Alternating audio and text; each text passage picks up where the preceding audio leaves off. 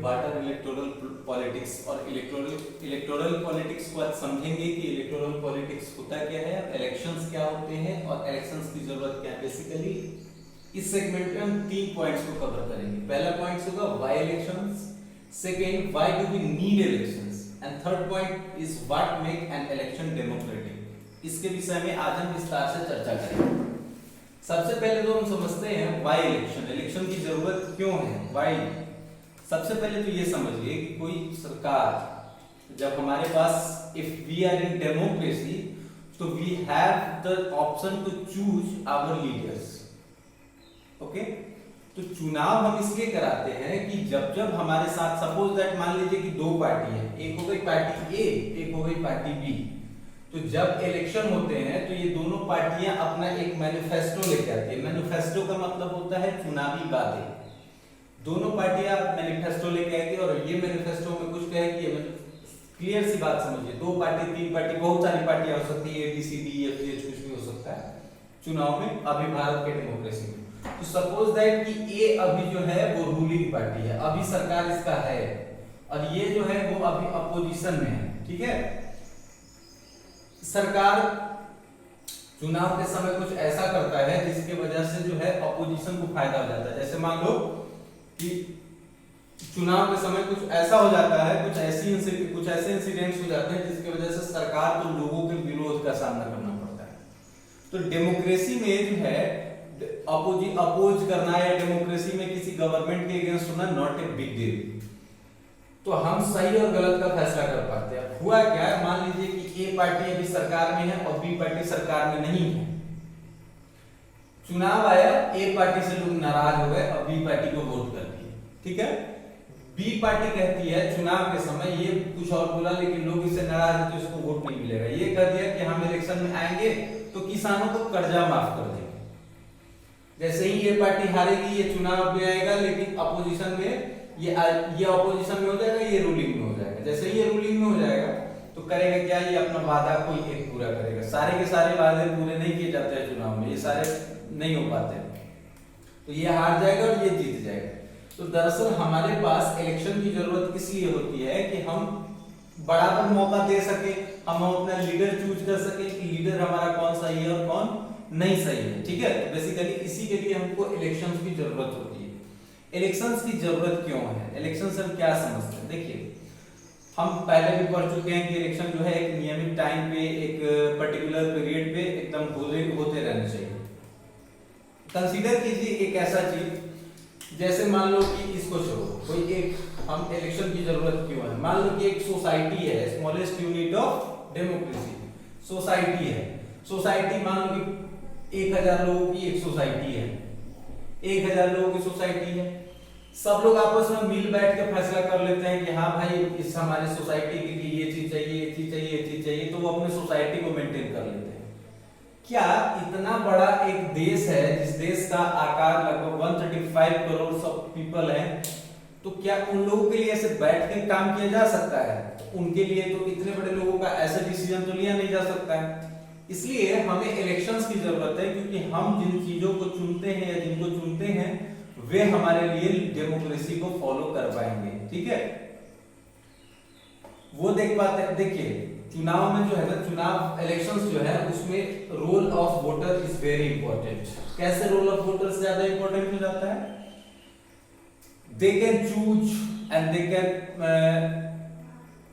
They can choose the law makers. वो law बनाने वाले को चूज कर सकते हैं। ठीक है, कि हमारे लिए लॉ कौन बनाएगा। ठीक, सेकेंड, वो सरकार से, वैसे लोगों से जिनका मैनिफेस्टो में जो बहुत सारी बातें लिखी रहेगी कि हाँ मैं ये करूंगा, मैं वो करूंगा, तो उनके पास ऑप्शंस होता है कि जो अच्छा खासा मैनिफेस्टो लिख के लाया उसको हम चूज कर सकते हैं, क्योंकि उस पर हम पूरा ट्रस्ट कर सकते हैं। थर्ड पॉइंट, वैसे लॉ मेकर्स होते हैं या वैसा गवर्नमेंट होता है और वैसा पार्टी होता है जो डायरेक्ट करता है कि हाँ ये चीज होगा, ये चीज होगा, तो उनका भी चुनाव कर सकते हैं। Therefore we need elections. Okay, third point is what make an election democratic.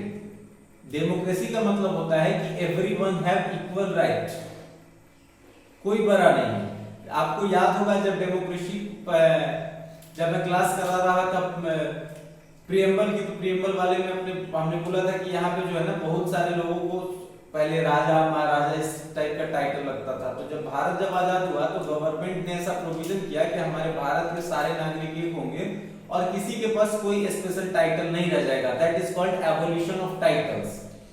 तो सबका एक है, सबके पास एक राइट है, सबको कोई स्पेसिफिक लोग यहाँ पे नहीं माने जाएंगे। तो डेमोक्रेसी के लिए ये कहा गया कि why make an election democratic. Democratic elections कैसे होंगे? डेमोक्रेसी की शुरुआत तब होती है जब हम जानते हैं कि वहां पे कुछ कंडीशंस हो। अगर भारत का every citizen is a particular, ये कह सकते हैं कि भारत का हर नागरिक समान है, एवरी सिटीजन इज इक्वल, तो every citizen is equal to, देखो, equal citizen is equal to equal vote. ठीक है, equal vote is equal to equal value.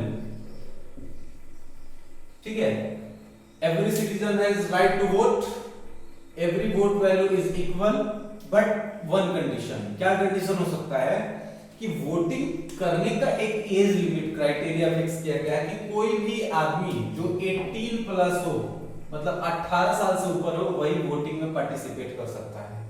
उसमें वोटिंग में पार्टिसिपेशन के और कौन से कंडीशन है जिसमें उनको वोट देने से छोड़ा जा सकता है, वोट नहीं देने दिया जा सकता है?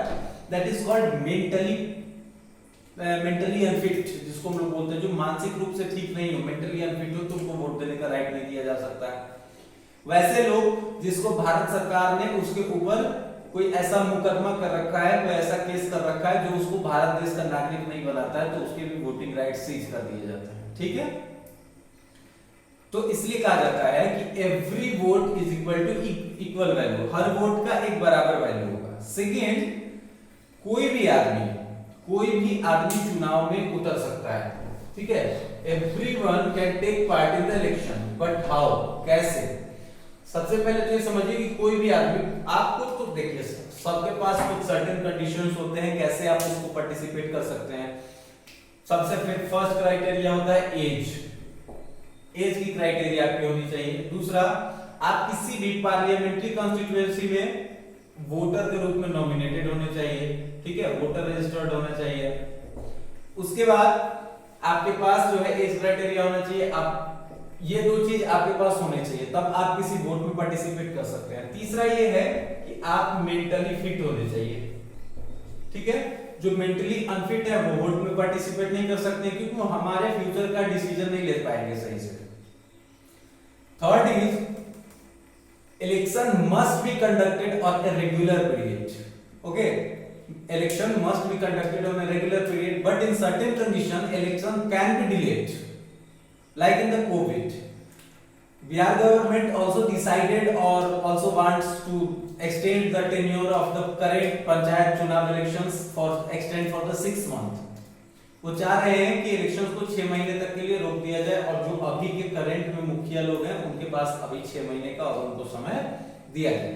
लेकिन in democracy there are a good practice and a fair practice for periodic elections. एक समय समय पे उनका चुनाव होना चाहिए। फोर्थ पॉइंट इज, लोग जिसको चाहे, पीपल वांट्स, जिनको लोग चाहे, they can be law makers. Not everyone can be law makers, I can't be law maker, but if the people wants to make me a law maker, then I can be elected and I can make a law for the people. I can make the provisions for the people. Okay? And the fifth, election must be fair. Election किसी के डर से नहीं होना चाहिए, election में bad practices नहीं होने चाहिए। तो therefore ये हमारे लिए why make an election democratic? तो democratic बनाने के लिए क्या चीज है? Equal vote and equal voting right. Second, everyone have right to take part in the vote and take part in the elections. Third, election must be on the periodic timetable. Fourth, the who's can be elected, whose people want. And fifth, election must be independent and fair, not be corrupted. Okay? So we can say that there is a good practices, but it can't be more easy. ये इतना भी आसान नहीं है जहां पे आप ये समझते हैं कि लोग जो है अपने पॉलिटिक्स के लिए कुछ भी करना चाहते हैं, कुछ भी कर सकते हैं। इन सब चीजों के लिए हम ये कहेंगे कि ये सारी जो बातें मैंने आपको 5 बातें बताई, ये सारी 5 बातें अगर फुलफिल होती है, there must be the election must be democratic. But after that, democracy, electoral democratic must converted in the election political competition, electoral competition. Now we will discuss about the electoral competition further. But first of all, we can understand why election is needed for choosing our lawmakers. Why do we need elections, and what make an election democratic? So we have discussed better, and if you have still any doubt, contact